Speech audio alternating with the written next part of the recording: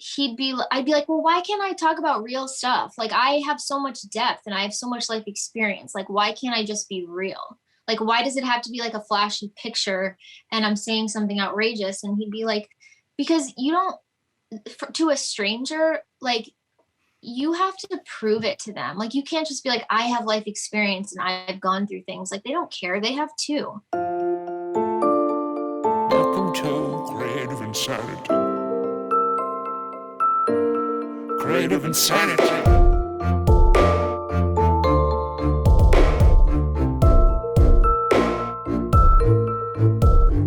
Hey, I'm Servant, a rap artist and producer from Alberta, Canada, and on today's podcast, I had the pleasure of talking to Meredith Bull, a multifaceted artist whose experience ranges from acting as a child, touring across country in theater productions, to guest starring on Law & Order, to voice acting and working alongside friggin' George Lucas, to where she is now, a musical artist and viral TikTok phenomenon who has millions of views and hundreds of thousands of followers. And this conversation literally changed my life.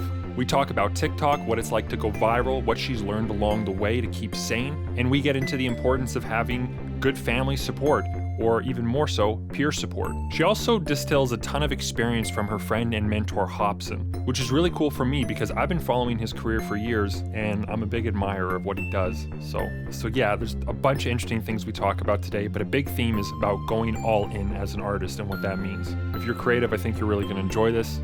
Let's do it. Meredith Bull, welcome to Creative Insanity. Thanks for having me, Spencer. Yeah, no, it's nice that you're able to make some time for this. First of all, and shout out to Nick for inviting me. Yeah, Nick. He's the one who connected us, which was really nice of him. He was on my last episode 14. You're episode 15, and cool. Yeah, no, he's a really cool guy. Why don't you walk us through your journey a little bit? Like, you got into acting, I believe, when you were really young. You've done some acting, some voice acting, music.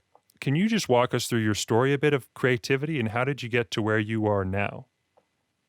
Yeah, so I actually started performing when I was 4. My parents, my brother and sister, I'm the youngest of 3, and they would go to do community theater. And instead of getting a babysitter, my mom would just bring me to rehearsal. And so by the time I was 4, I was already ready to be on stage with my siblings. So I think, I started doing community theater when I was 4, and then I started training my voice when I was 7.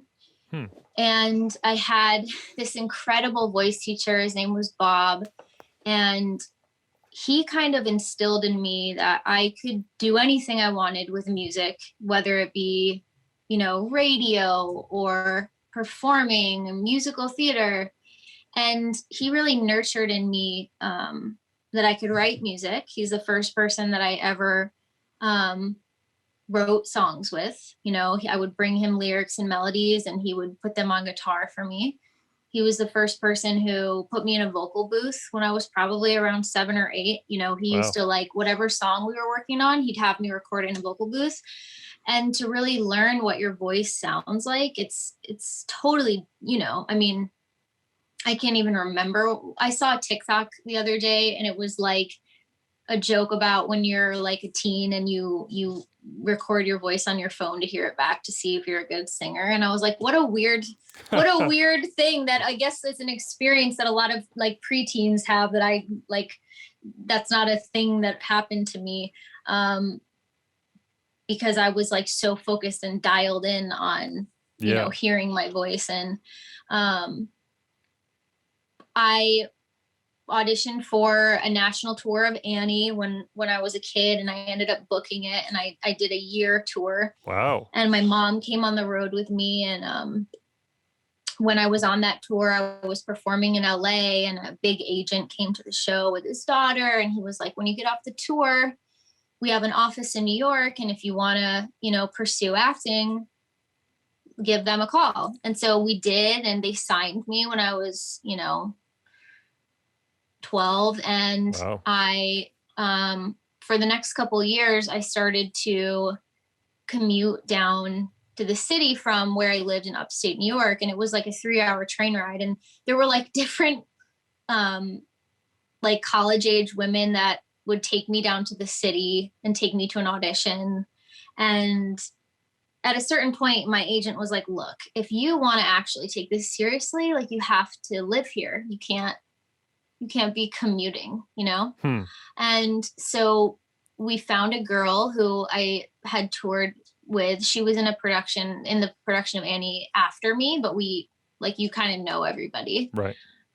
And they were renting out a room in their apartment in Harlem. And so I moved to Harlem and I finished high school at a performing arts high school there.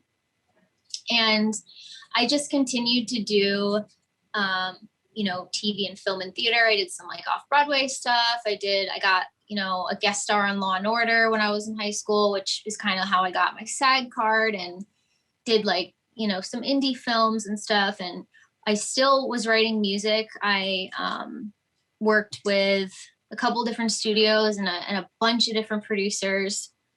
And I used to like perform every Monday night at this thing called the Jam, which was at this place called the Cutting Room. And I would get to go on stage with these like session musicians. Was that in Harlem? No, this was like in the Flatiron district. And okay. It was like after that time, a few years after I graduated high school, I auditioned for this animated musical that all I knew about it was that it was written by George Lucas, and it was going to be a musical with the same musical team as Moulin Rouge. And I ended up getting the part after like 6 months of auditions. Wow. And I worked on that film for 4 years. And it was really heartbreaking because you can hear my cat eating. It was, to me, I thought it was going to be like my big break.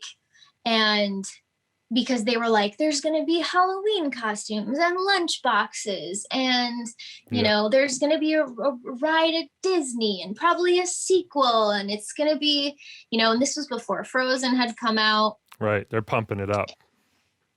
Well, it's like the trajectory of any, animated movie. And George had written the story like 20 years before, and he was so passionate that he wanted a story for young girls because, his body of work doesn't have that. Right. And then we were like 2 years in, and, one day, I don't even remember how I found out, but it was like, oh, Lucasfilm is being sold to Disney. And so I remember that. That was big news. Yeah. So there was like a period of like 8 months where we had no idea what was happening with the film. And, we were already 2 years in. And so long story short, they ended up like replacing like the director, the other actors. And there was only a few of us that survived the transition. And it was the first movie that Disney put out under Lucasfilm. Yeah. Or I should say the first movie that Lucasfilm put out under Disney. And they just didn't care. Like they were so focused on Star Wars. Yeah. And I remember hearing something about like George had made it, like it was part of the agreement that they had to finish this movie and release it. And they did. And I don't know if it's like the biggest Disney flop, but in my eyes it is, because it was in just as many theaters as any other Frozen or, right. Any Pixar animated movie. And it also came out in January, which is notorious for being the worst month of the year for a release. You kind of know that you've been shafted if your film gets put out in January. Interesting. I didn't know that. I didn't either, but someone told you. Someone told me, and then you learn that that's a thing. And and that it was hard. Like it was hard even being close with these people that I had worked with for a couple of years that were, when it first started, they were working with George. Yeah. It wasn't like they were going daily and like getting notes from him and sharing art with him. And these were all people that were kind of getting a chance to do something. It wasn't like some of these people weren't like, had been working with him for 30 years. Right. They were like people also getting big breaks. So to see like some of those people who had become friends get let go, and then new people come in, and like some big name actors that you would know that got let go. Hmm. Um, it was like, wow. And, but also like, oh my God, and I'm still here, like, what does that mean about me that like I made the cut? Yeah, it seems like a And real, like, what a baffling time. Like, I could just it see was you really feeling trippy. like, obviously there's a lot of negative emotions there, but yeah, there's also that I'm maybe special enough to stay, or is there something going on? Like, I could just see a flurry Yeah, of what no, to think. totally. Yeah, no, totally. And it was also like, but then it started changing. The storyline of the movie started changing. Oh, Excuse me. rewrites. Hmm. The ending, the whole plot changed. Um, it was like as soon as George got out of there, they were like, okay, now we have to Disneyfy this movie. And it wasn't supposed to be as like happy as they made it. It was supposed to be a bit darker, more like Dark Crystal kind of vibes. Mm. But anyways, through doing that film, I had made some connects in LA. And so I ended up moving from New York to LA. And that's where I've been ever since. And when I got to LA, I thought it was going to be different. What did you think it was going Like to I be? had a really different idea.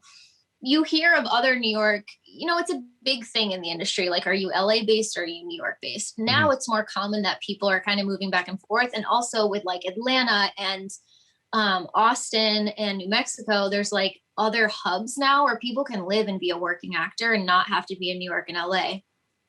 But back then it was still kind of, you still kind of had to be like in one or the other. And I remember hearing from people that I knew that moved to LA, it was like so much better and there's so much more work. And so I came out here by myself and I was like, all right, well, now I'm even further from my family and Hmm. there's earthquakes Huh. and, but the weather's really nice and I'm way less depressed. But I remember like, I got into like improv classes and there was like famous people in my improv class. And I was like, why is this famous person in an improv 101 class? Like, is it really that difficult out here? And like, I just had like a few things happen where I was like kind of really reframing my idea of like how this was really going to go down, And it's not like I was an 18-year-old that moved out to LA and was like, I'm going to make it. Like I was already in this game a long time. Yeah. So I just kept, I was like in a girl group out here for a little bit. And so I was always still working on music. My boyfriend at the time, he was a producer. So we were always writing music and producing songs. And then I ended up meeting the rapper Hobson, which I don't know if you know who that is. Yeah, actually, I was almost going to ask you about it because when I followed you on Instagram, he's like the one person we had in common. Like, oh, I follow Hobson, Hobson follows you. And I'm Mm, like, well, that's cool because Hobson, yeah, as a rapper, he's one of my, one of those guys I look up to. He's doing really cool things with his career. yeah. So I ended up meeting him and I ended up, he was my friend for like a year and then he was going on tour and he needed somebody to come on tour with him and do merch. So I ended up coming on tour with him. And then, I ended up assisting him for several years. And Oh, wow. so I just got like this whole other view of the music industry that I had never seen before, and I learned so much from him and I still do. But that also kind of broke my fantasy of that side of the industry. So I've always been singing and acting, but I've always kind of like usually kept it separate. Like either I'm focusing on TV and film or I'm Mhm. focusing on like my career as like, as like a pop writer or singer. Right. And, um, working for him, it was just like, this is also not Well, what I thought it was going to look yeah, like. he's a real genuine seeming dude. Like all I Mhm. can see is his social media, but he doesn't hold Yeah. back, right? Like he is very sort of a blunt, hilarious personality, the kind of guy that Yeah. I think would get along with most people. But then he's also Hmm. like incredibly vulnerable. Like his work is, yeah. I imagine his tours would be probably a lot of fun, but then it also would be kind of a whole different picture from what you'd originally imagine, you know? Well, I mean, he's been straight edge his whole life, so it was really like laid back. The touring wasn't where, I had toured before, and I that Annie tour wasn't the only tour I ended up doing. Like, I did a lot of professional theater from that time until I moved to New York. And so I was really excited to go back on tour because I actually like it. But it was more seeing that somebody like him, who in my eyes, I thought he had, so much power, and he does. But to see that even he still had to play a certain game and follow certain rules, like even at his point, I was like, oh, well, I thought I just have to follow rules now. So when I'm like you, I can do what I want, you know? And to see that he still has to follow certain rules, even though he owns all of his own stuff and he has, he's not signed to a label. Yeah. It was just kind of like, wow. So, through all that time, I've had like a considerable amount of success with voiceover, and I've always like done commercials and animation, and that's kind of like kept me afloat. But it wasn't until, a couple of years ago, I hurt my back. I was riding a horse on the beach in Panama. Wow, it sounds like probably the best way to hurt your back. Well, the crazy thing is I didn't know that I hurt my back. So I was with my now husband, my boyfriend at the time. We were in Panama visiting his parents, and he was like, let's ride these horses on the beach. It's going to be so cool. And we did. And it was a long ride. And the next day I woke up and I like couldn't walk, and we had to go see a chiropractor in Panama. It was that bad. Huh. And he was like, I think it's maybe your hip or whatever. And I'm like, okay. So we get back home and I'm like, it's not getting better, but sometimes it would. And I didn't have insurance because I was like one of those people who was like, I'm young, I'm healthy. Right. I'm not going to spend that money that, if I get sick, I'll spend $100 and go to urgent care, Different situation, me being in Canada. We're pretty lucky up here. But so then, yeah, you were in a whole different situation then because you had to come up with funds, I imagine. Well, but here's the thing. So, I'm like 8 months in to my back being messed up, which I'm still thinking is my hip. And I like paid like $300 to go to this hip specialist, and he just like put his hands on my hip and he's like, it's not your hip. And then like I paid $300, and I was just like, I remember I was just like in tears in my car, and I was thinking, what am I going to do? Like I was having trouble walking and I couldn't bend, and, I was working for Hobson, and I'm like, this is so weird. Like I'm young. I shouldn't be I would hear of people like hurting their back, but then they ice it or they do stretches and it gets better, and it wasn't getting better. And I had a friend who was an MRI tech, and I was like, can you get me in for like a cash pay for an MRI? And he did. And I remember in the middle of the MRI, he like took me out and he's like, it's not your hip, it's your spine. And I just like started sobbing. And because I was like, that sounds terrifying, like a spinal injury, like that's crazy, And also I have no insurance. Like, what am I going to do? And I had another friend who was friends with that guy as well, who was like, my brother is a spinal surgeon and his best friend is a spinal surgeon in LA. And whoa. I went and I saw him, and he was like, well, there's like this much chance that you could heal your back naturally, but it sounds like you've already tried all of that. And at this point, it's probably too late, and you're going to have to get surgery because it was a herniated disc. And so they're going to have to like scrape off the part that was sticking out. So it was in that time where I like had really limited mobility that a couple of things happened. One, I got really, really, really clear that if I could only ever do one thing again, it would be to sing. Oh. Now, remember, I'm running around and I'm like doing acting, and I'm doing voiceover, and I'm doing commercial auditions, and I'm in acting class, and I'm writing music. And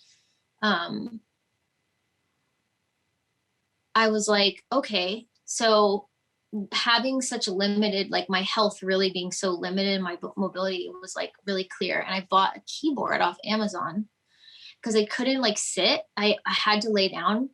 And so I would like put this keyboard, it's this keyboard right here, and I'd put it on my lap, and I would like, I got it like now I've like tried to learn piano so many times, and I got like a, adult beginner learning book, and I was just started going through it all the time. And this went on for like, when I found out I needed my surgery, it was still a few weeks from them. And then obviously it was a long time after my surgery that I had to be, Now that doctor was like, I will perform your surgery for free. You just need to pay the fee for the facility, for the anesthesiologist and for the medical facility. And I crowdfunded $8,000 to get my back surgery done. So that's traumatic, man. Like just even that you had it to was do that. crazy. But honestly, I really look at it like as a thing from God at this point. Like they always talk about how when people's paths reroute, there's always like a big event that happens that kind of like wakes them up to be like, what should I be focusing on?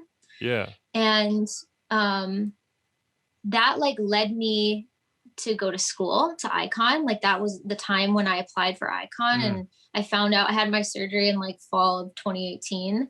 And then I started Icon like in January of 2019. And then I just graduated last summer. So since then, that was when I was like, okay, if I want to be really amazing or have an impact in one area, I have to put all of my energy and focus into that one area. And there's people that will fight me out there about that. And there's a lot of people that really like to argue that that's not true. But my personal belief is that like, if you want to be a master at something, like you need to focus with master intensity on that thing. And that's interesting. I don't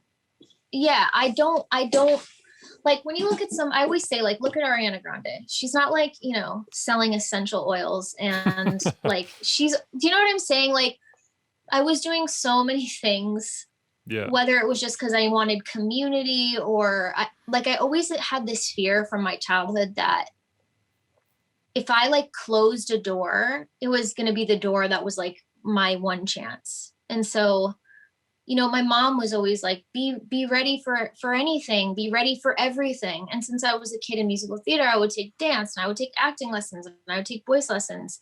And, being a triple threat or whatever, you're always like trying to keep all of those instruments sharpened. Yeah. That's a lot of work. But it's exhausting. Yeah. So I was like, well, I really didn't like the agent that I had out here in LA at the time. And I wasn't feeling good about that. I was going to auditions and the feeling of not being picked for something that I try to explain it like, it's one thing if somebody doesn't like my music, but at least I'm being authentically me. Right. To like go in somewhere, pretend to be somebody from 2-line description on a page that like a miserable writer wrote. And then like a casting director who's also probably miserable because you're like the 30th, redheaded girl she's seen today. Mm-hmm. And like you didn't deliver correctly this character. Like that's like a very gross generalization of like the grind in LA because I didn't get into it for that. I got into it from theater, which is like where my heart really lies of like real acting and performance. And there's obviously real acting in film as well. But to see kind of like, well, I should at least be doing like what my heart wants as far as like creative expression, which is in music, I can write fully like what I'm feeling and what I'm experiencing. Yeah. In acting, I can only portray this small sliver window of this one character's life, that's not even mine, which is the fun part. But at the same time, it's like, well, what about my window and my perspective? Yeah. It seems like you've drawn a difference between like passion and hobby almost. It's kind of like, you have, I think for a lot of people who are hyper creative, like they have an ability to do so many different kinds of creativity if they do devote themselves, right? It's like, I mean. Well, I wouldn't say it was a hobby though, because it was literally what I did and I didn't have a social life. Yeah. I don't mean it in that sense. I guess I meant more like just mentally, like this is fun.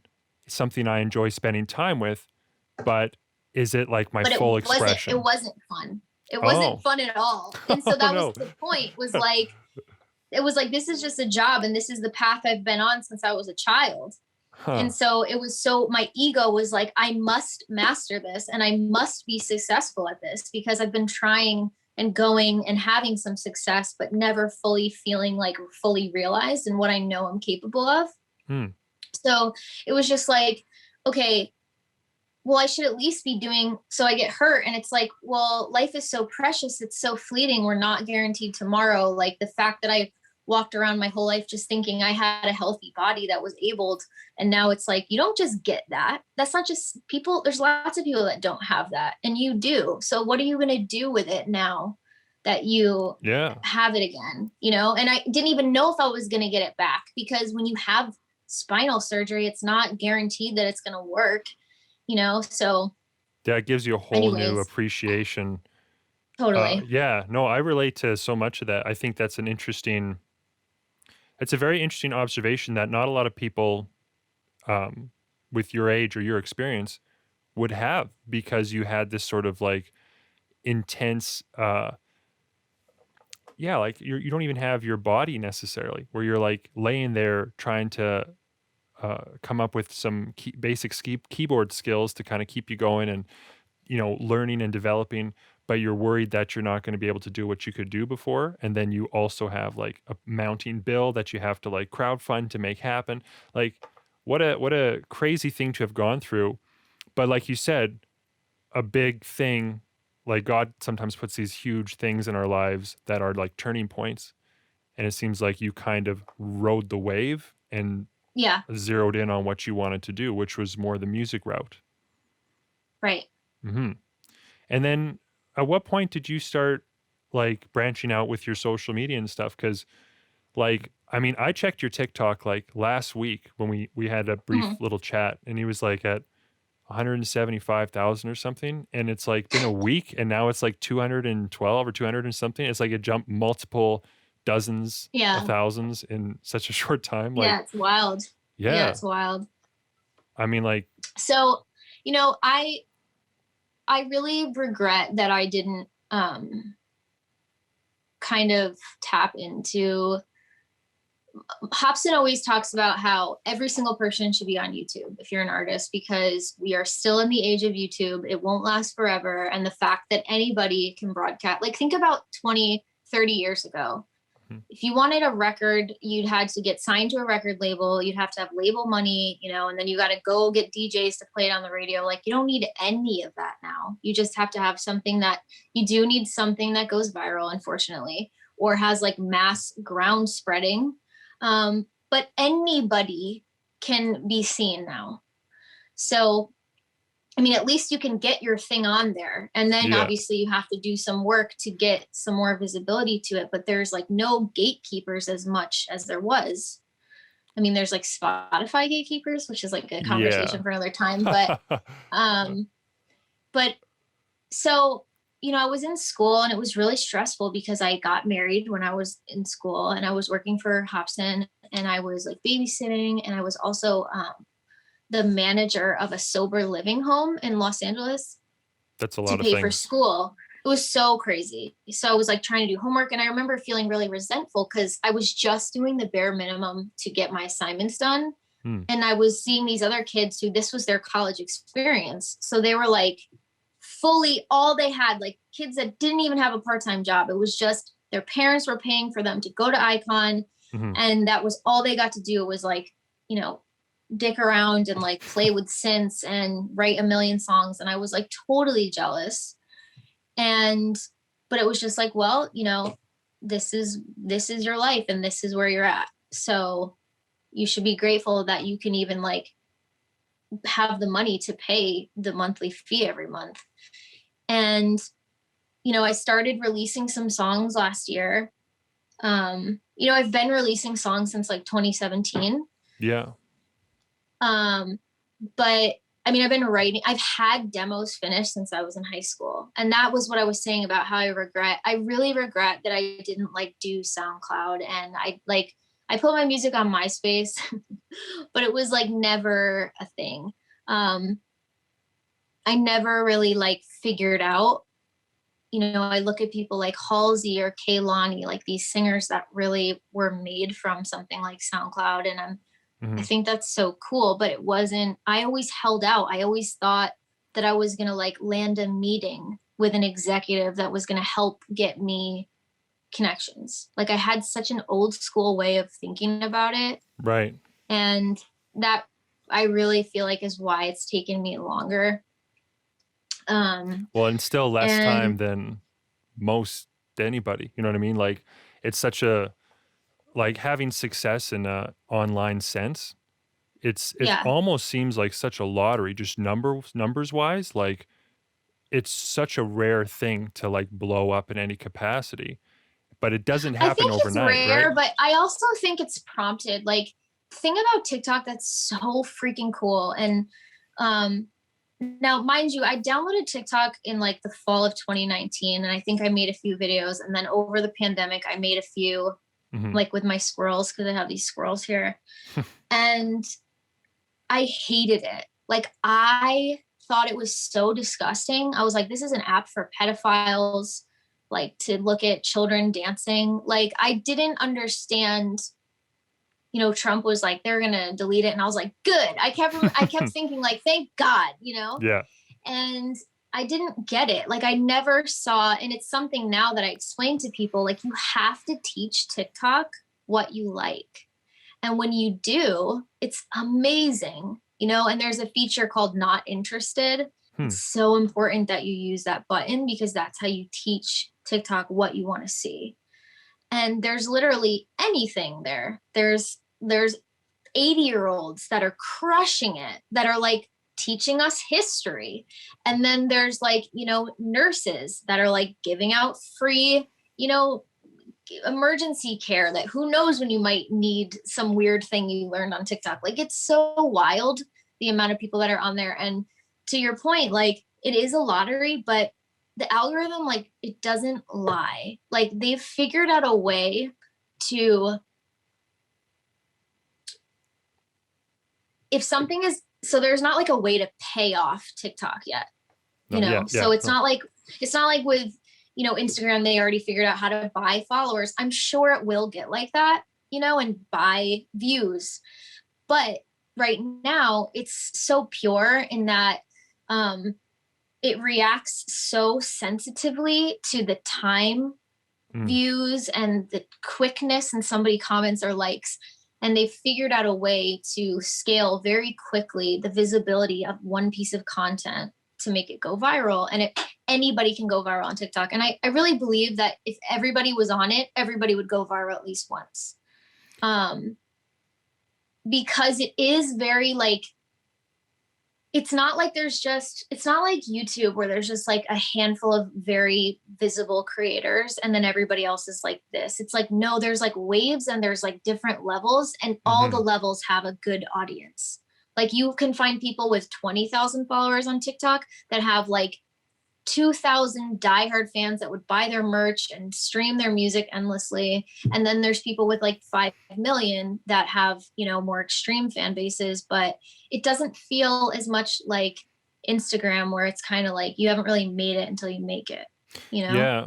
I've had such a mixed like I've had such mixed emotions about social media in general, and like Yeah. talking about regrets a bit. Like I didn't get on TikTok till like last week, like 2 weeks ago. Like I was so ignorant in terms of like what it was doing, what it can do, and also like I think for me, just psychologically trying to pump out lots of content, I have been kind of stuck in this mentality of like I just got to be like true to myself and just like do the stuff that I love, and maybe And it'll people will connect. notice. People will notice, but it's actually different. There's actually a kind of a No, they won't gamification. notice. That's the whole Yeah, point. yeah. So And if you're just talented, like, you think, let the art speak for itself. It's like, it doesn't work it's like yeah, that. it's. I was just having this conversation. Like, I was just on a podcast with a buddy of mine named Cassius. He's another rapper, and we were just saying the same thing. It's like language. It's a language, and you just putting your art out there and working your ass off to make a good product. That's great, and it's important, but people can't hear it. Like they literally, because their attention span is so short. For instance, like if you don't cut as a rapper, if your words don't start within like a second and a half, like swipe, gone, right? And there's rappers who figure that out, and there's rappers who haven't figured that out, right? It's the And same on TikTok. yeah, like you just need to cut to the chase. And I was resentful of that, right? I was like, well, why won't people like give a chance for something? Because I give chances for things, but I'm a minority. And also I'm really selective with social media. Like it's like people can't hear it, they can't understand it unless it follows, I guess, certain conventions. Well, I think I like to believe, and I hope this is what happens for me. I hope that once you lock in a big amount, right, there's going to continue to be those people that are like, what do they call those fans that like bandwagon? Like sports fans that are like, they bandwagon like when a team is like crushing it. Oh, sports metaphors. I don't know. I'm an artist. but same, but like my hope is that once you collect a group of people that seem to be interested in your work, that you are then allowed to release a body of work that is more for real fans that actually want to know more about your expression and your art, and that it's not, but to get people in, like Marcus, I call him Marcus. I was about to say Hobson. Like I feel like I know this about him. He's like, you got to get controversial. He's touched me so much, and he's pushed me so hard, and I'd be like, well, why can't I talk about real stuff? Like I have so much depth and I have so much life experience. Like, why can't I just be real? Like, why does it have to be like a flashy picture and I'm saying something outrageous? And he'd be like, because you don't, to a stranger, like you have to prove it to them. Like you can't just be like, I have life experience and I've gone through things. Like they don't care. They have too. So until society has kind of like co-signed that you're somebody that they could like look up to or value their opinion, you have to like earn it from the people, and that was like a really hard pill for me to swallow. Cause I'm like, but why? Like we're all equally as important and we're all equally should be listened to. And, that's a tough seeing one, yeah. seeing people that are elevated for like fucking nonsense, like yeah, really would drive me nuts, especially females. Like, don't get me started on like, using your physicality or your sexuality to be the thing that propels you, like really, really bothers me and is something that I feel like has held me back in the past because I could very easily use that as like the forefront of my branding. And I never have because I'm not comfortable with it. Would it give me a lot more likes and views? 100%. But are those necessarily the people that I want like coming to my concerts? No, exactly. Yeah, and so, there's a subtlety, right? Because you can be like a very attractive person and people can tell that through all sorts of layers. And it can kind of like, they say basically like, let's say being attractive is like a general net bonus for like most things in life. And it's not really fair. And it kind of sucks because let's say, talk about lotteries. That's a lottery, right? Like you didn't choose your looks. You can augment it somewhat, but. Well, I have my own beliefs about that. Oh yeah. Okay. Well, more or less anyway. I mean, as far as like I feel like the body that you're born into it comes with the challenges that your soul needs to like level up in this life is what I believe at this point in my life. And so I think there's insecurities that come from being a pretty girl and there's insecurities that come from like being not as pretty girl. And I think they all push us to grow in certain ways in different areas, but it's all like points of pain and can be touchstones for growth. Yeah, well, that is true. And I mean, like there are pretty girl problems that that sounds like a song. Pretty girl problems, yeah. It's not the song for me to write. Maybe it is. But it's not even that, like I can already hear like people listening to this and being like, oh, pretty girl. It's like no, when somebody puts you on a pedestal for being pretty and then you have a moment where you feel like you aren't or you get older, well, that's literally everything you've built your life on. So imagine having no other tools. Well, that's what I mean, right? Yeah. Your confidence or your self-worth. It's like, Yeah, I don't. Yeah, not like as like pretty girl problems, like these are less than problems, but like in a technical sense, pretty girl problems, right? Like just like there's a problem if you are a tall guy. For instance, I'm tall. I'm 6'6", right? I'm tall. Wow. Now, there's some pluses to that, right? Because a lot of people look up to me, no pun intended. Um, I can reach things. There's a huge negative to that. I can reach things. That's a negative because everybody asks me, right? All the time. Also, people come up to me all the time and say, like, "Oh man, how tall are you? How tall are you?" And I saw another guy who was 6'6" answer that question once with such disdain, such emotional burden from his heart came out. Oh Like God, are he you was serious? just like, he's like, "Oh, that's an original question." Like the sarcasm, the hurt from Oh, his height. And I'm like, buddy, come on. Like you gotta accept that people are like, oh, you're a basketball player or something. You just get used to it. But like, you're right. The body you have, everything about it, there's different challenges, right? Like, and if you are, let's say that pretty person, that really attractive person, and if you really lean into that, you're going to create all other kinds of problems that someone might yes. not have. And Especially living in 2021, in right, this society that we have now, which is completely based on, the eye and the quick catchiness that yeah. somebody could bring in. Well, and and I'll just say, like, as someone who I really like to get into the deep end and stuff like that, uh, I get a bit annoyed when I do see like women in particular. Guys do it, but I don't know. I don't take those guys seriously. Maybe it's just not my world. But when I see like a very talented artist, for instance, using their sexuality just very ostensibly, very clearly for the purpose of getting people to tap their screen twice, Hmm. it does kind of rub me the wrong way. But then I mean, some of those people I know too, I've actually asked like, "Hey, like, what's up with that? Just curious, like, what's your thinking?" And some will say, "Well, it's a form of expression. It's how I choose to express myself." But while that might be true for some, I could really see it being a pitfall for others, and it kind of Right. can. If you're training your audience to look at the shallow end, they're never going to see the deep end, you know. And so Yeah.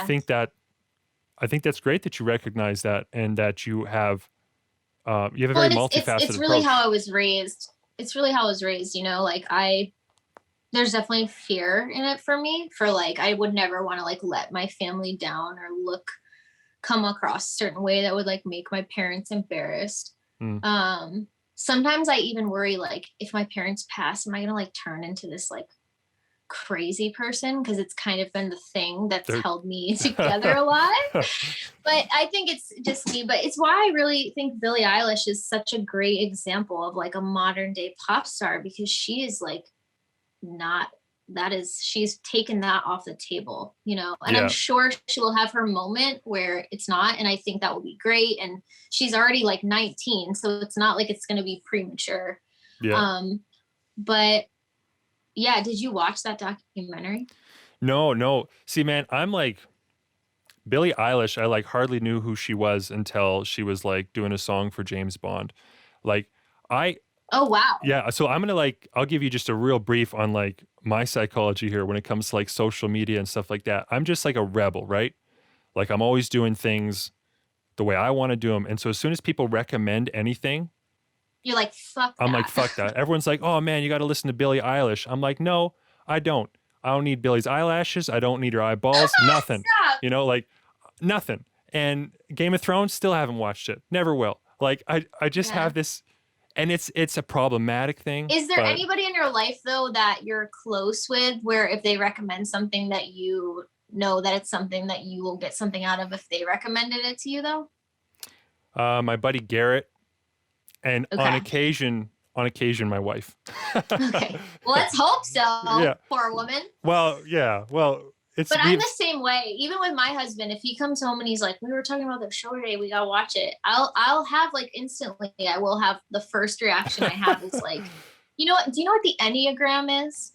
I've heard of it. It's like 16 or no, it's different It's personality nine. traits. It's 9 personality types. Yeah, Yeah, yeah. and it's amazing. I have like so many books on it. My husband's parents are really into it, and that's kind of like what got me into it.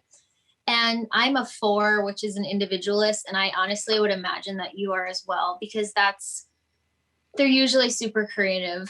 But they're also somebody who kind of can be negatively in a zone of like, I'm the only one that ever thinks this or has thought it or feels it. And it can kind of be a way to isolate yourself and to feel alone and to push away.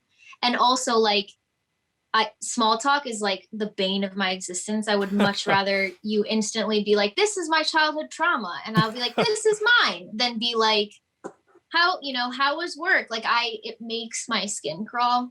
Yeah. So knowing that about myself, that's why the Enneagram is so helpful, because it's kind of like allowed me to free myself of my own personality, because it's like, that's just an aspect of my personality, but that doesn't have to be me. And so it allows me to kind of like release myself of the negative aspects of that about me, which there are a lot of negative aspects about feeling like an individualist, Yeah. Yeah. And, but yeah, so getting back to your question, I made a video. So I've always joked, like, I'm lucky that this is what went viral for me, because I've seen a lot of people, and this is how it works, where once you go viral for something, you're kind of married to it for a considerable amount of time, because you see the engagement you're getting and it feels good. So you, as a human, you're like, I want more. So like nobody goes viral and then like completely turns a different direction, like does different kinds of videos. People will ride that train for a while and then turn, and then people get mad. Like, who is it? Like Getter, some artist recently, like that was a big thing that happened for them. But I found this video of a kid falling on a playground and smacking his face into like pebble gravel. And he's fine. He like picks his head up and he giggles. But the fall was just like the most perfect snare snap. Like, and it was just me. It was my brain. I was like, I had a friend. There's a guy that you should have on here. His name's Kosha Dills. I don't know if you know him. He's a rapper. Yeah, I'd love to get him on. Awesome. He's been my friend for a long time, and he is one of the hardest working.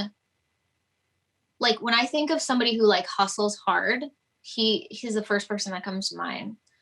Like the way that he networks and works, and he uses every single opportunity as a way to share his work and his art and to network. For me, it's overwhelming, and it's not the book that I like to play, but I respect him so much for it. Because it is a really important aspect to being an artist, unfortunately.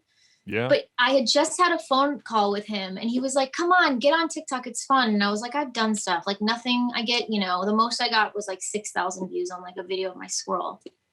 And he's like, it's fun. You just got to do it. You just got to try it. And I remember when I saw that video of the kid falling, I was like, maybe this would make a cool TikTok. And so I was right here, and I made a beat, and I was like, well, I'm a singer first. Like, I have to know my strengths. And that was a big thing I learned in school, was like, I'm never going to like be the dopest producer, because I don't want to be. I mean, it would be cool, but that's not my lot in this life. Like, I know that my voice is my thing, and that's why I went to school, was just so that I had a way to showcase my voice, because unless I worked with somebody else, I didn't have a way to get it like on a plate, so it's like the plate for me is learning how to produce. So, so I'm like, I make this beat and I write some lyrics and a melody, but it wasn't a joke. Like it was a joke, the beat, but like the lyrics, if you look at the video, I'm like, it's earnest, just like if I was writing any other song. So I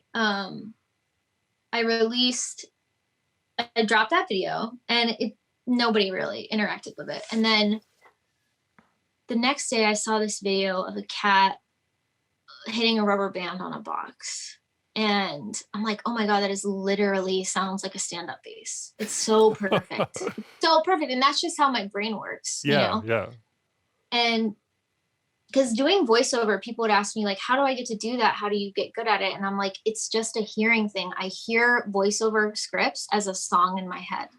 So everything to me has like a tone, and even like my favorite comedians are always very musical in their delivery. And I've noticed that there's like a frequency to funny for me. That's interesting. Like a sing-songy kind of way of existence. Well, and also like, I think there's certain frequencies, like just how like in bass music, how there's like, you got to like let the kick live. There's like, it's all like made in the same like 3 keys, because that's where like the kick lives, Right. Do you know about this? A little bit, I think, trial and error.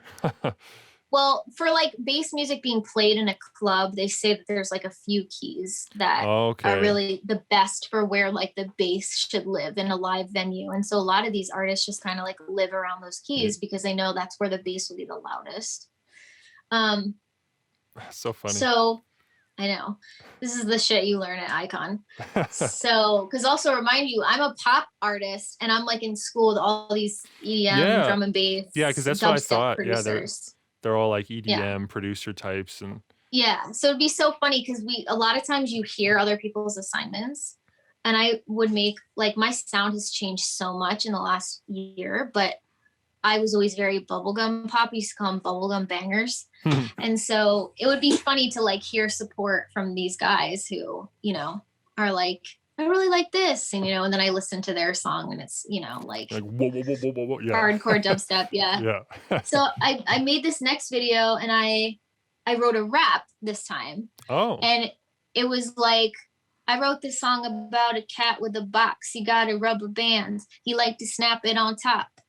And like I used to rap for fun and I had made several rap songs. There was like a good year where I was like, I'm going to rap. I'm going to do that. And I wrote like a lot of rap songs. And so it was like more of a joke. And I posted it at like 10 in the morning the next day. And then I flew home for Thanksgiving. And I'm walking on the plane and I saw a notification for TikTok, and I don't have notifications on, but for some reason, sometimes they slip through, which is like very disturbing, big brother to me. Yeah. And so I open it and I'm literally in the aisle of the plane waiting for the person ahead of me. And it says like 11,000 views. Right. And I'm like, what? And so I sit down on the plane and, they're like, turn your phone off. And I'm like, but wait. And I'm like, I just want to tell these strangers that like my video is popping up on TikTok. Like I was just so excited. And then we landed and I think like I had like 500,000 views or something. Whoa. And then it was so cool because I was with my family for Thanksgiving and I just got to like share it with them. And they've like, they've seen for how long I've worked, and to see just like people that were like enjoying what I had made. I was really lucky with that video. I didn't really receive any like trolls. And so I was just like, oh my God, and since that video, I've just been like kind of carving out my own little lane in TikTok. And, I've learned so much. I've learned so much about TikTok. I've learned so much about,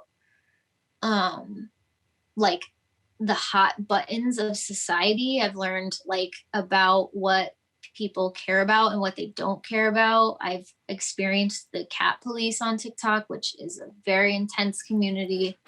That sounds okay. Tell me some of these things. Like tell me a few things. What have you learned then? Like what's a hot button thing? Okay, so I've had a lot of cat videos, and in the beginning I was like, oh my God, am I just only going to be able to write songs about cats? They're just good cats? with bass, right? It's just cats. Well, I love cats. I love cats. So I think naturally I was already seeing a lot of cat stuff in the algorithm. And also like there's that documentary, Don't Fuck with Cats. Cats are proven. There's been a lot of documentaries about how cats is like one of the top 5 things that goes viral on the internet. Because even people that don't like cats will watch a funny video about a cat. Right. So it's like, it's a very neutral thing that a lot of people can enjoy. Like I had a cat video. My biggest video to date was a cat video that was made with a guy in Russia. And the video just like blew up in Russia, and it gained me like 3,000 Instagram followers, all from Russia, that were like sending me things in Russian. So it's like a very universal thing. But I've posted several videos with cats that people have found either they didn't understand it. Now people kind of understand what I do on TikTok, but in the beginning, people would see a video of mine and they'd be like, you're mistreating this cat. They'd like instantly think I'm writing a song about my cat, even though the description says like, this is so-and-so's video or whatever. And then, like I have a video about a cat that falls into water off of a dock. And the story with that cat is that the woman finds out after that the cat is like vision impaired. Oh, Well, but you didn't people know don't that. read or research on the internet. So immediately people were like, actually, this is a blind cat. I know, I've looked into it. And she's making a joke about a woman who's neglecting her cat and letting her blind cat walk on a dock in the water. So, and then I made a video about like a kid who runs his bike into a fence and he's like crying in pain. And I wrote a song about it and it's fucking hilarious.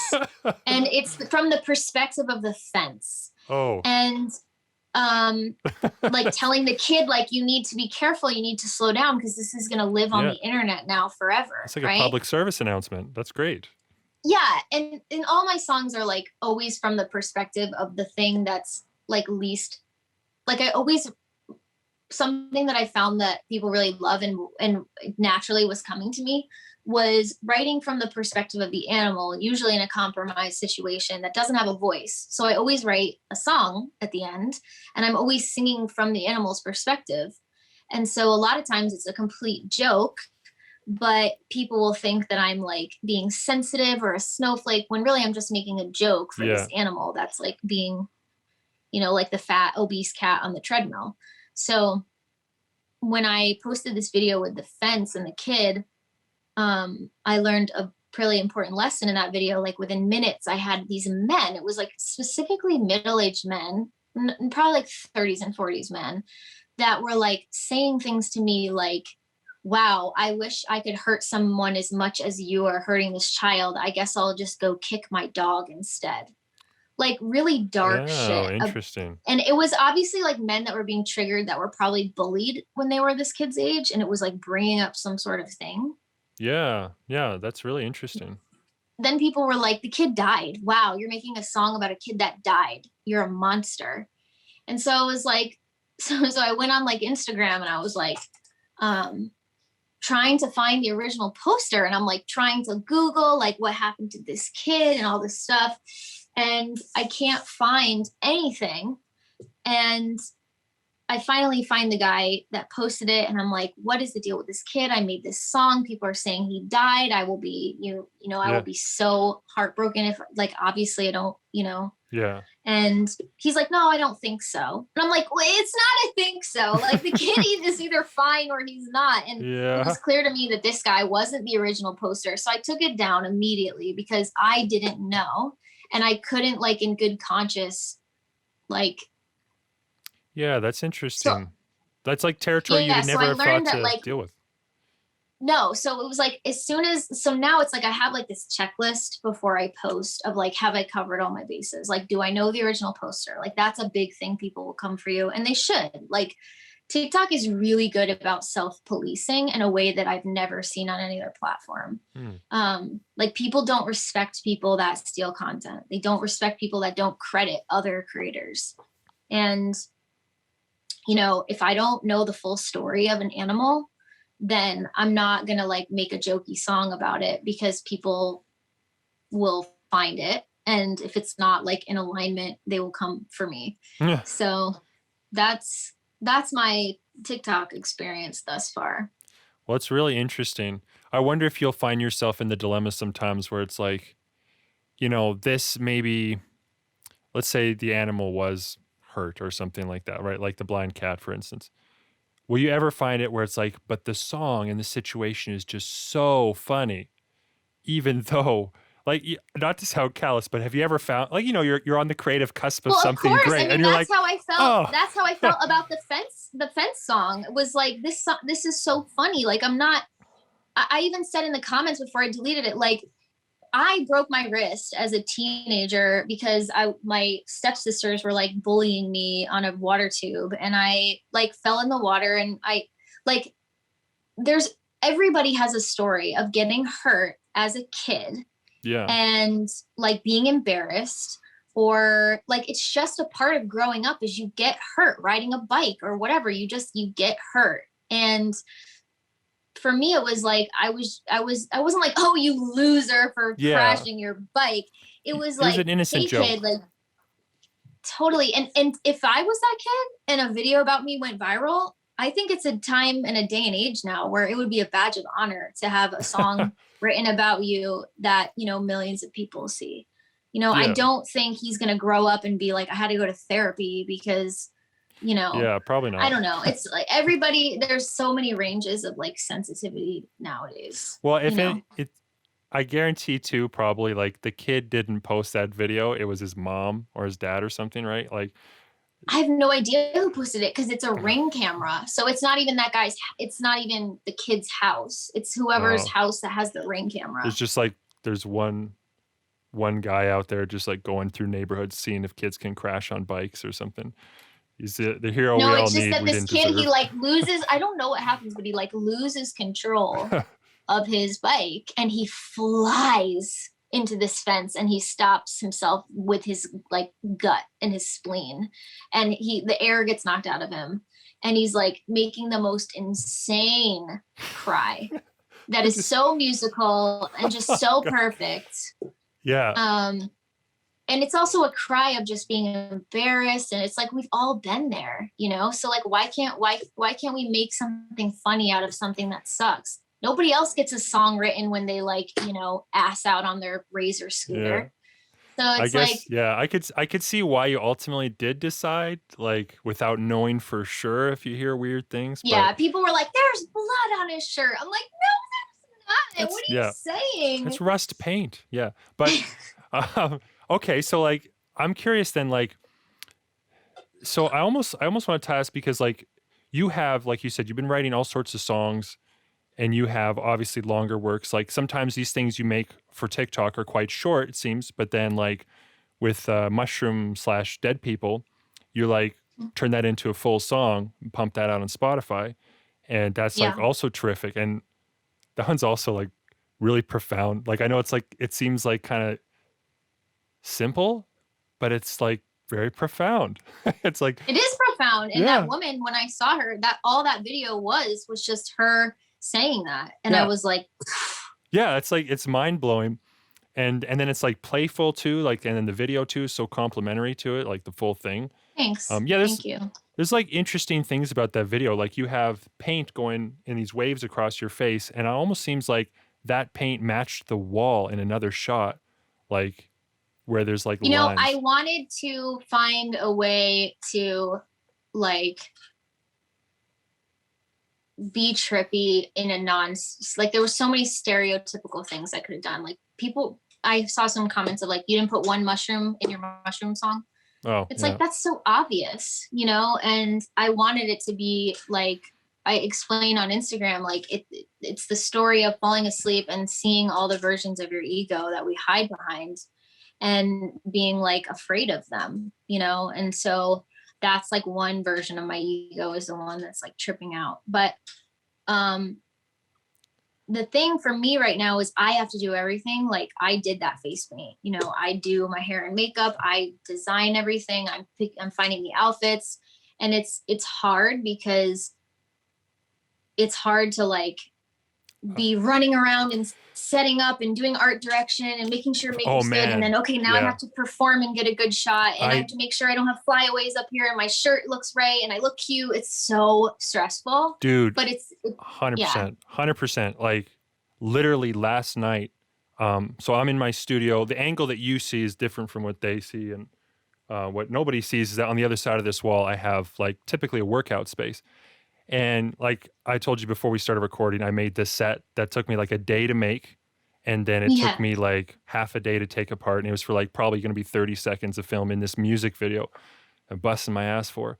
But filming last night, I have my wife. She typically helps me when I'm on screen. Usually, otherwise I got the camera and stuff. And man, I had a little like pouty moment where I'm just standing there like, this is so hard. Like, I've got to act. I've got to get in character. I'm playing this guy who's like just in a really intense situation. So I have to get in this really intense frame of mind. But I'm also lighting. I'm lighting the room. I'm friggin' locking the ISO. I'm doing all this stuff on the camera. I'm talking to my wife and trying to coordinate her shots too, because it's like, you know, like she's really quite good at it, but she often needs to go through things a few times. And by the nature of what we're shooting, I'm breaking the thing, so it's a one take. So like we gotta. There's so much work that can go into it when you're doing everything. Yes. I really fully identify with that. And man, this is just Yeah, like one scene. I've got like 3 more shoots left of this music video. And, totally. but it's like, what else can you do? You got to work with what you've Right. got, and your wheelhouse is this big. But it seems like what And I maybe, also think yeah, that's kind of what separates like the men from the boys. It's like, are you willing to do everything right now for the chance to maybe, have somebody comb your flyaways in place and have yeah. somebody, holding the reflector light. So, So that's what's um, next for you then. That's the plan. That's the aim. well, ideally, my ultimate goal always has been to tour internationally with my music, has been what I've said since I was a child. That's like my end goal. Um, there's lots of other fun bucket list goals outside of that, but ultimately, if I could have the ability to go wherever I want and have there be an audience to sing live to people, that is like my ultimate dream. Wow. So I'm trying to release at least a song and a video a month this year. Me too. And nice, awesome. So, I have a lot of features coming out with different people, and um, trying to balance that with creating on TikTok and then also my solo stuff. It's a lot, but I am so excited. I have a management team now that's kind of come about since the TikTok thing popped off. And I'm like so grateful for that, because I didn't even have that before, Hmm. so to have at least some people for, if anything, just emotional, moral support at Yeah. this point, besides like what they're starting to help me with. I'm super, super grateful, because it's like, all I've ever wanted was just to be busy doing this stuff. That's the dream. Yeah. Well, and like I think that with your dedication, your varied experience, and just the kind of lessons that you've been learning along the way, I have very little doubt that you are going to achieve that goal in mind of touring Thanks. internationally, because it seems like you are so well augmenting your life to that laser focus. Hmm. Um, so like kudos, like it's really hard work.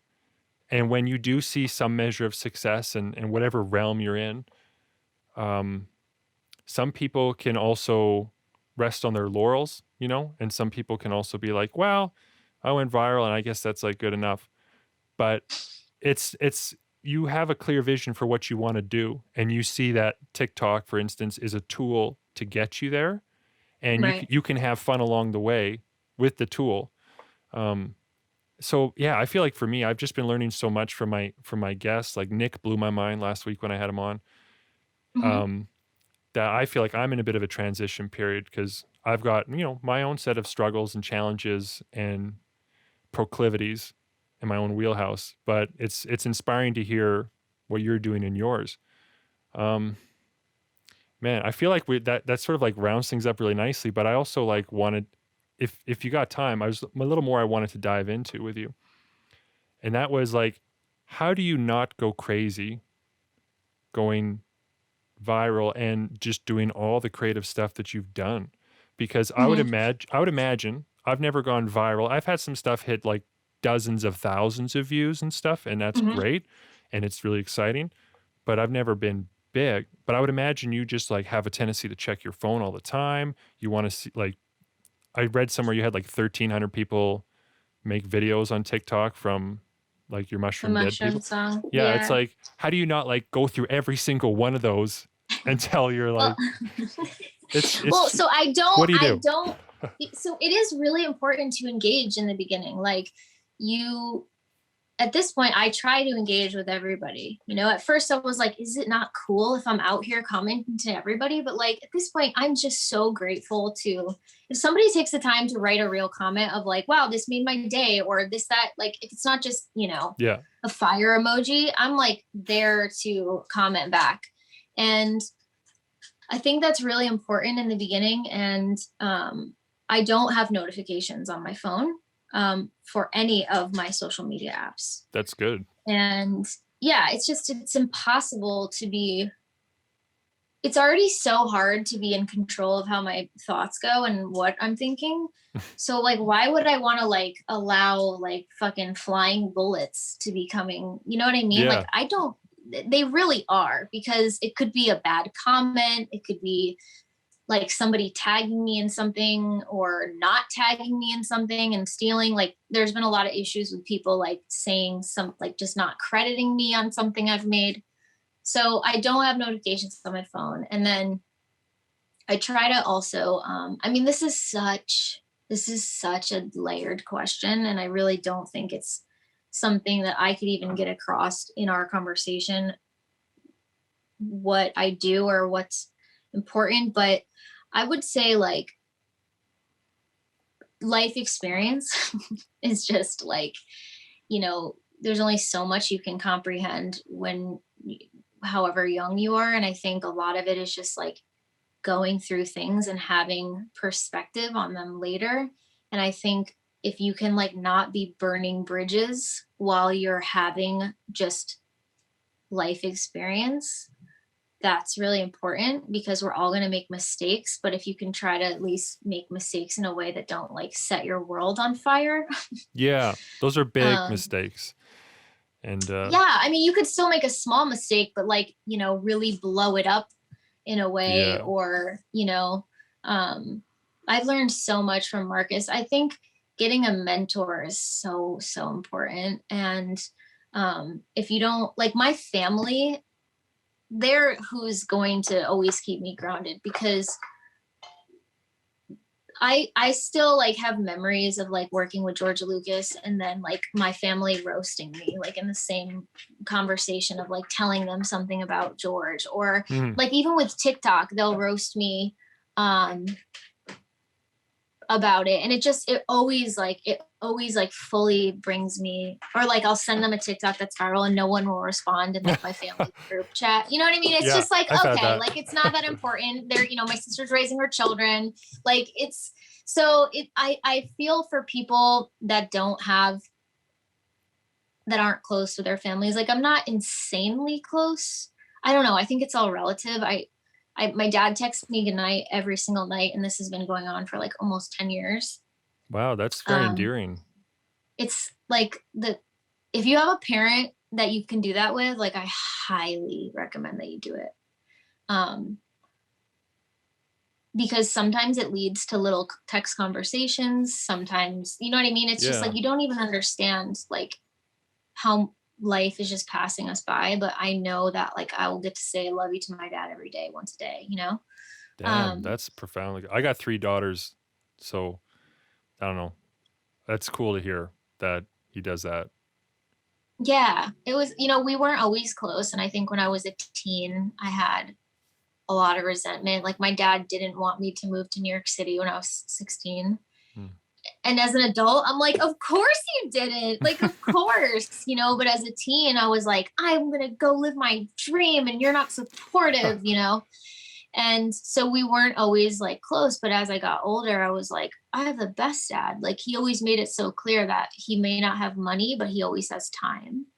And that he would always show up with his time no matter what, which is more than like a lot of parents can say, Yeah. So it sounds like you have a good family support, and that's important, because like families, like they're not your audience, like at least in my experience, like totally they're never good, they're never really gonna care. But my parents, for instance, totally, like they will nod, they will listen to me sometimes. My mom especially is really good at it. I'll be like, oh, and I did this, and I talked to so and so, and I collaborated with this guy, and I did this, and my mom will be like, yeah, that's really nice, yeah. It's like I get to sort of just vent it, but it's not like it's keeping her up at night, like. But like if your heart was broken about something, she would encourage you or really give you your perspective back of what's important in life. And with that same token, I think the other thing I want to add is like having a peer community is so important because of everything that you just said. Like I'm in an Icon chat group with my friends from Icon, and there's a perspective that I get from that group that I won't get anywhere else.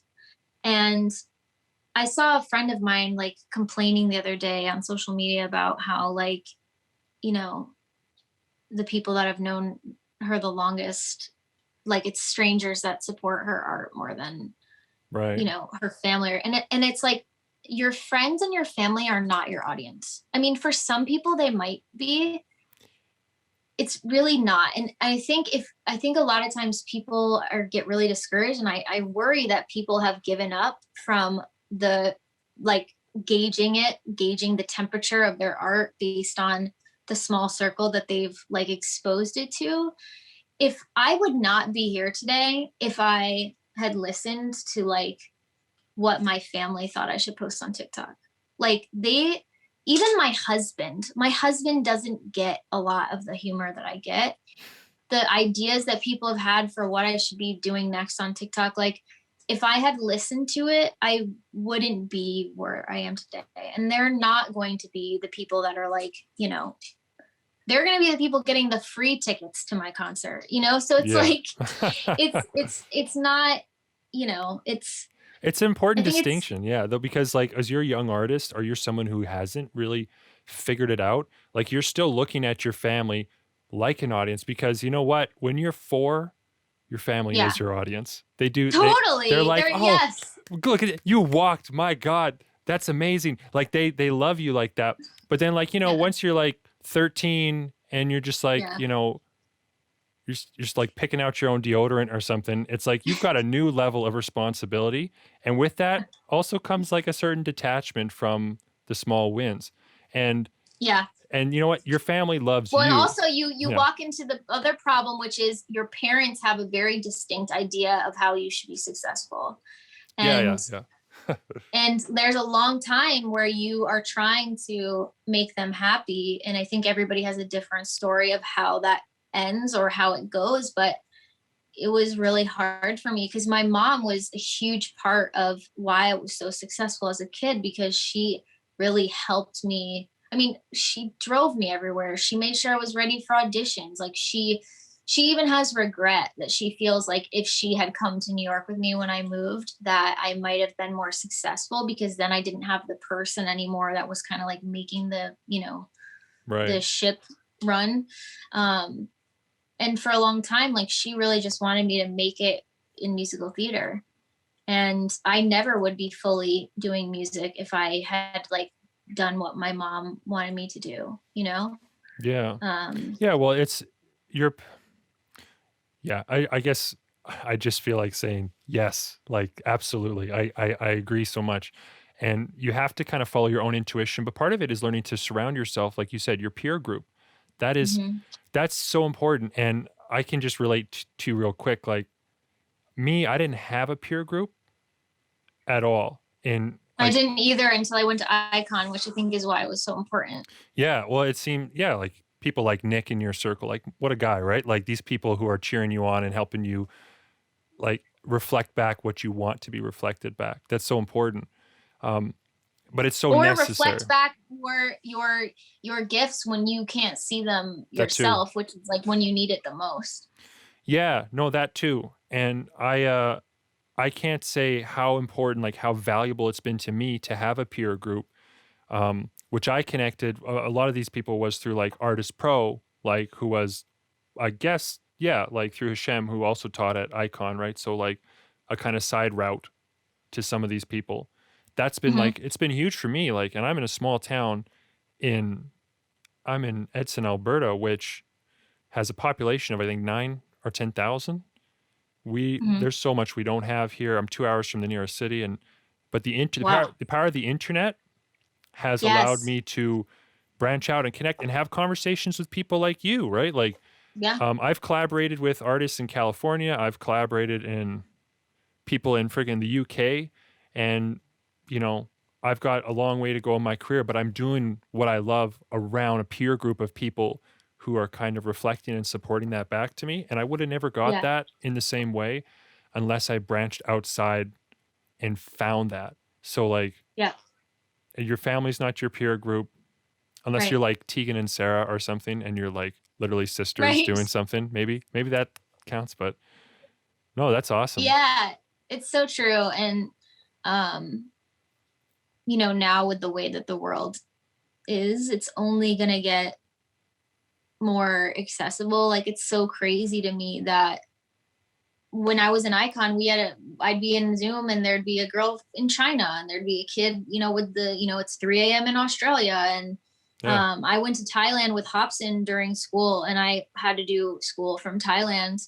I'm getting on there at 5 in the morning or whatever. And it's just like, even TikTok, seeing people talk about on your post about, their stories about their grocery store or whatever. Like, it's so crazy to me that the entire world is now connected, which is very scary, but it's also so powerful.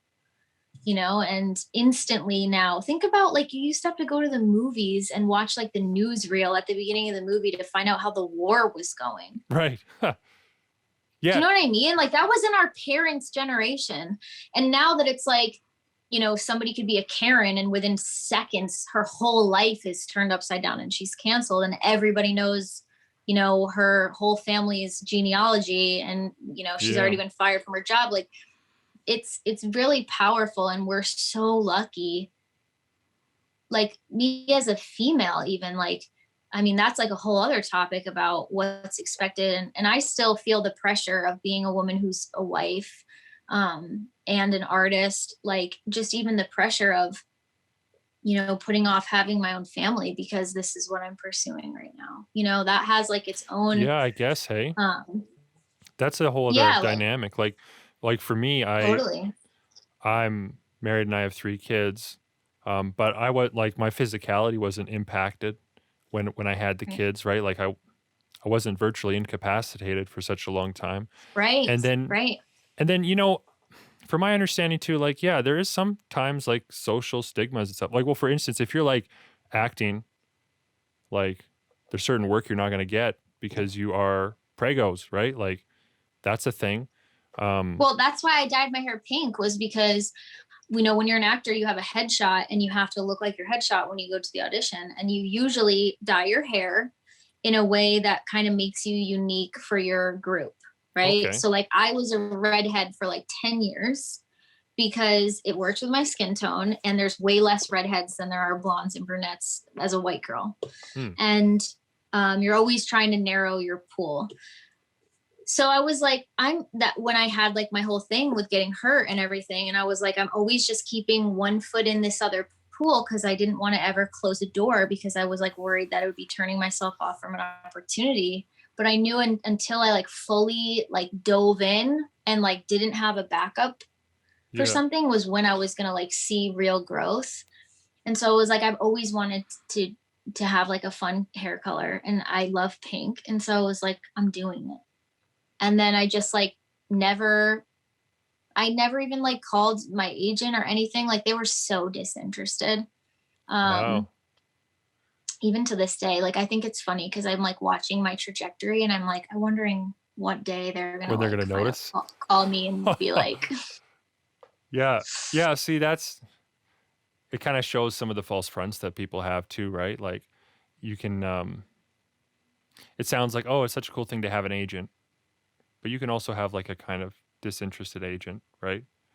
that's like 99% of them. And even if you listen to the top people that are killing it in TV and film, they'll talk about it's only a good agent when you're like in the 1% of their clientele. Because the thing that people don't understand is like when you're growing or you're a working actor, an agent is given a breakdown for a role, and then they send a bunch of people from their roster for a limited amount of appointment slots that they're given. So an agent might be given 3 audition times for a role that they're going to see 200 people for.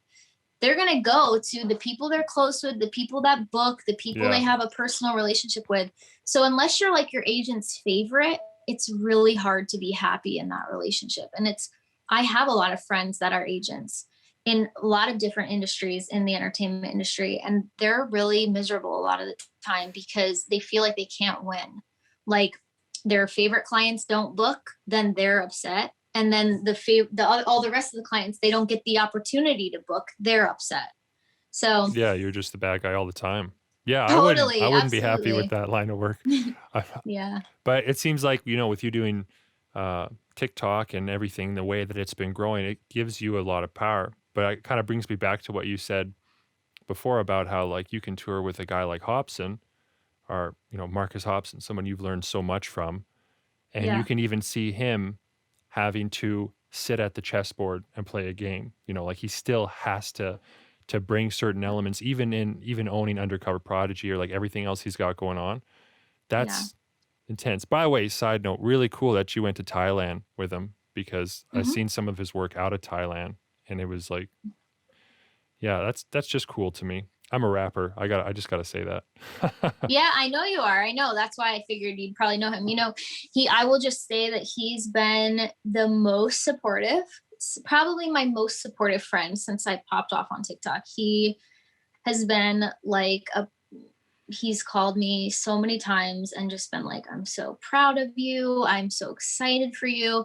And there's been a few moments where something has happened where I've been like embarrassed or my feelings have hurt from just receiving a lot of attention from strangers. And I'm obviously still growing, but Of course. I've been so grateful to have somebody to call and be like, this is what's going on. And he didn't, we always talk about how he didn't have a mentor. There was no other kids around him when he got famous that had been through it.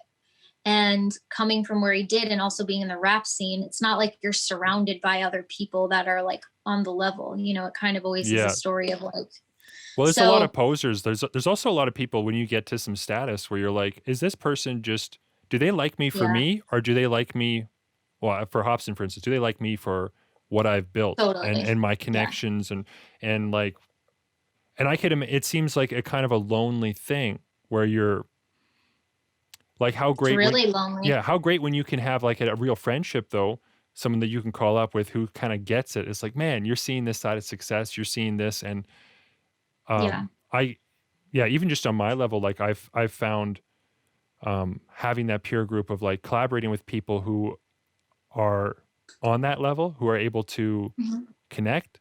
That's like Yeah, it's so important, like for my own health, and I'm so glad to have peers, totally. and that's so Yeah. good. That's so good of him to do that as well, to like to Oh congratulate yeah. you. You know? He's seriously, if you ever show up to one of his lives, he is so like he'll listen to people's rap music and then he'll like give them positive feedback. And I'm like, how do you do that? How do you listen to these people, these kids that are like in their basement and it's like a lot of it's trash.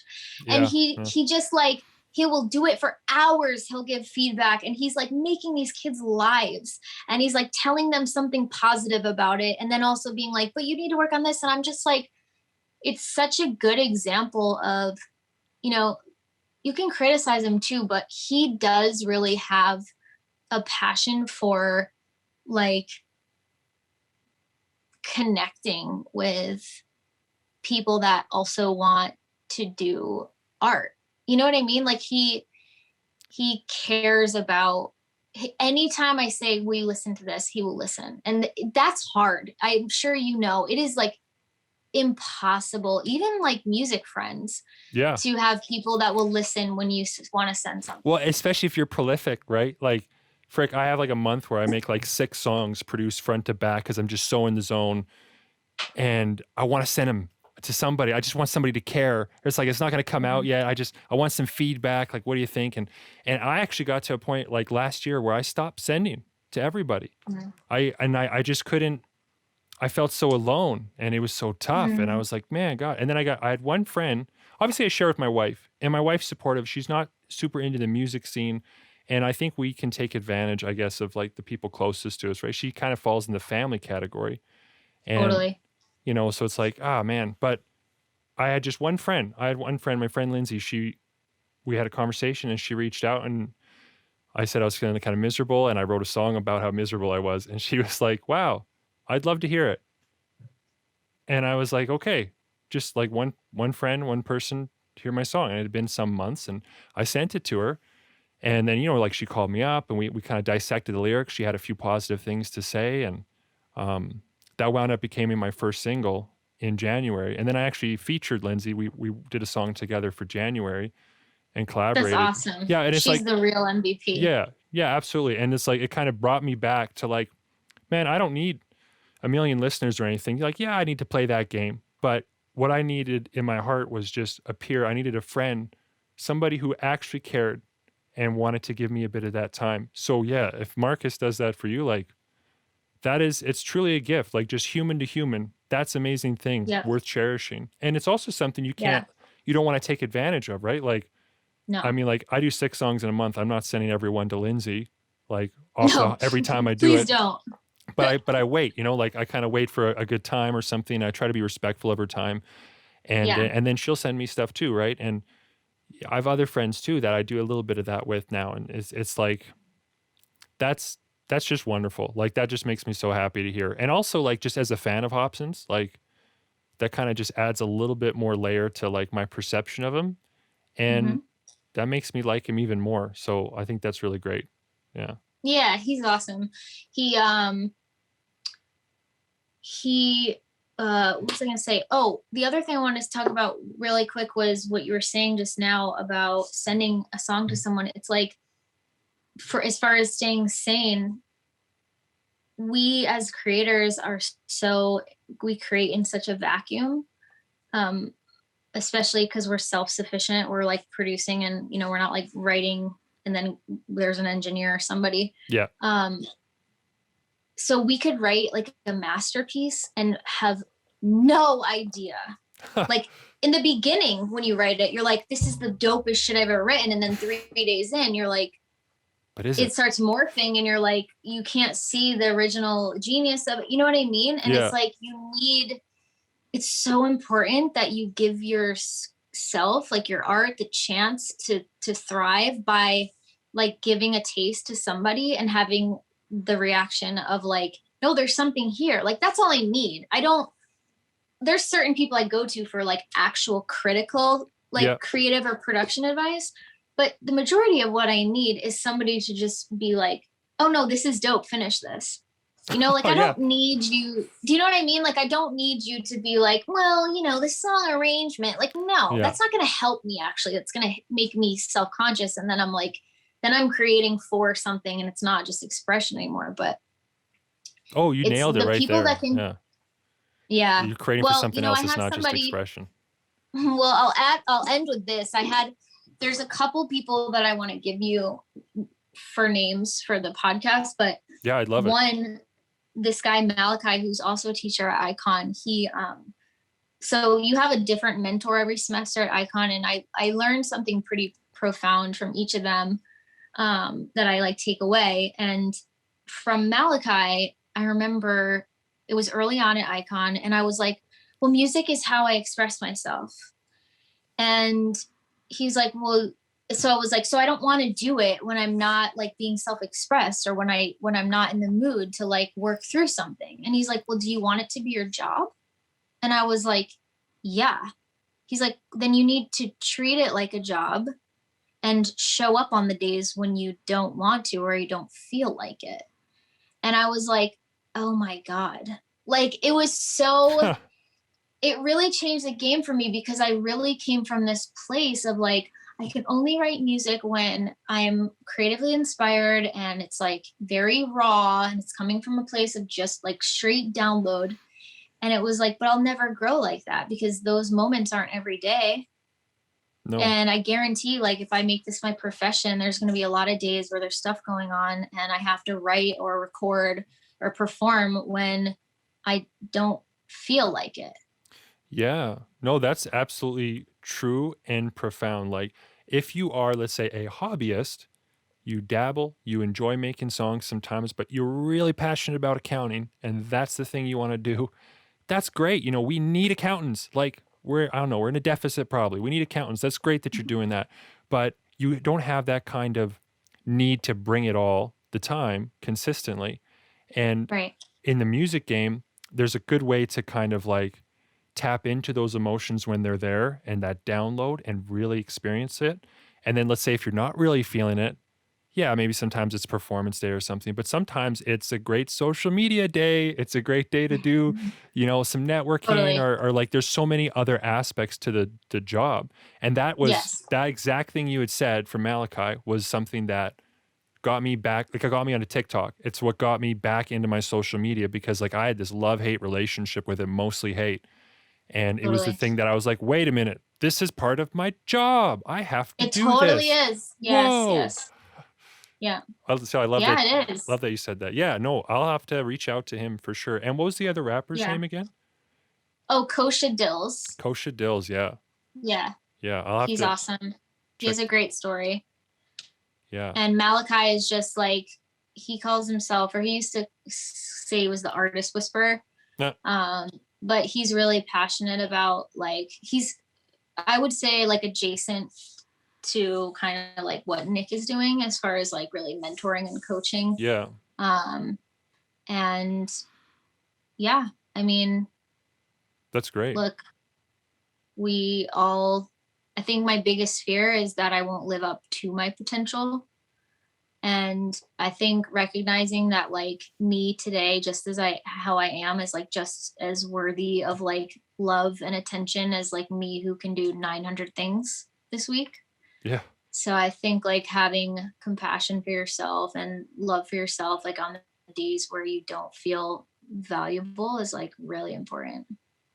Absolutely. And well, I think that you're a worthy individual, and you're worth Thanks. you're You too, worth Spence. having. Thanks. It's you're worth having compassion over. And if you got to have it for yourself first of all. Is there any other little tidbits of wisdom you'd like to share before we close up here? Anything on this No, topic? I don't think so. I think like, if anything, if there's something that you've heard, not you, but if someone's listening and there's something they've heard they don't resonate with or they disagree with, like, that's the beauty of life. It's just we all have different story. And also like if I say something that that goes against your core beliefs, like let it. Right. Like you really have to learn how to, what we say, take what you want and leave the rest. Like take what you hear when you're in the space of like trying to support your mental health or your emotions. Like take what empowers you, take what heals you.